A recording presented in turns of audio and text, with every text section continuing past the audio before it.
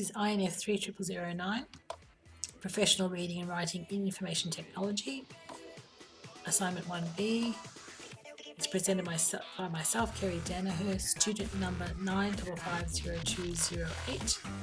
It's my individual presentation and the topic is biometrics, identity authentication and verification. Would you rather have this? One more.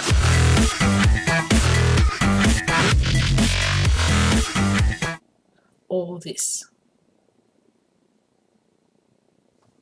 Because I have a lot of passwords, and I don't guess my capital lowercase number password until like the 7th password try. And by that time, there's already a fraud alert on my account, so I have to go through 3 new layers of security based on questions that you asked me 6 years ago. And it's like, oh, I'm sorry, your password has to have a capital lowercase and a number. Oh, why didn't you tell me that? I have one capital lowercase number password. That's the one it is. So then I go to change it to my one capital lowercase number password, and it says, new password must not have been used in the past year, which means that's what it just was, you idiot.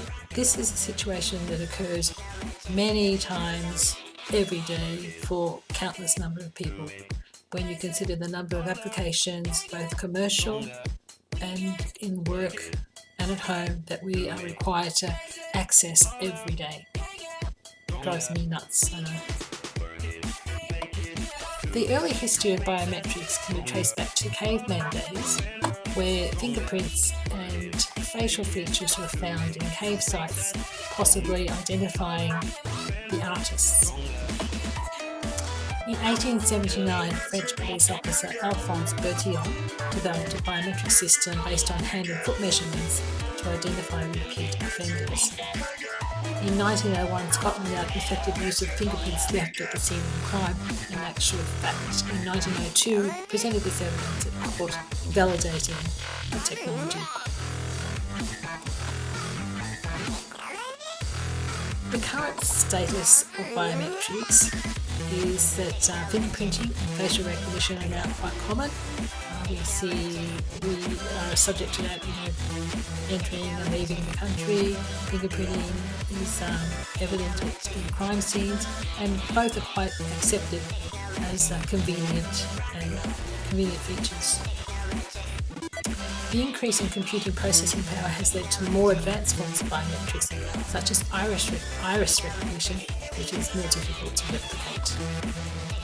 The decrease in the cost of software for some biometrics, for example the finger or facial recognition, has increased use in commercial applications. For example, Apple and Windows laptops often use a fingerprint or facial scan to log on.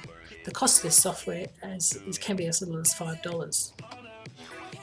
The level of security in traditional username password access is compromised mainly due to user carelessness. They don't consider having the security of systems as paramount, and may leave passwords lying on the desktop or in the drawer. And the cost to build business of identity fraud is in excess of $6 billion per year. The benefits of biometrics as a technology is that the characteristics cannot be lost or stolen, they're ours, as can passwords or PINs. They are difficult to copy, and the authenticating person is required to be present at the time of the transaction. The flow and benefits to government and immigration, education and health are significant. Some of the perceived problems with biometrics are consumer resistance, quoting invasion of privacy as a concern, though as mentioned before, video surveillance and fingerprinting are acceptable and even beneficial on a society level. The cultural, societal and religious objections need to be acknowledged and addressed, culturally in terms of maybe touching unwashed surfaces, societal, where we need to be aware of discrimination based on age, gender, religion, sex, and religious objections, where some mention in the Bible of replicating images. And the way to be addressed is through consultation with interested groups, and always approach from a perspective of ethics, ethical applications, and being accountable for the data that's collected. The improper acquisition of data is another very real concern, and I quote a recent theft of 1 million fingerprints from the Office of Professional Management in the United States, which compromised the identity of several government employees. and whether this collected data is used in accordance with the terms of the collections are major concerns, where you might agree to have your biometric collected for the purpose of perhaps credit card application, and then without your knowledge or consent, it's used in other applications. There are matching errors too, due to poor quality equipment where incorrect matches are made or not made at all. But as technology improves, this is going to be of less of a significance. The benefits and the current trends, the benefits to business and government are too significant to be ignored. The technology is already quite pervasive and is only going to grow. And the possibility of one card, given the passage of appropriate legislation that can link individuals' health, tax, medical, education, immigration records, can result in significant savings to the government, but probably more importantly, convenience for individuals in having all their information readily accessible.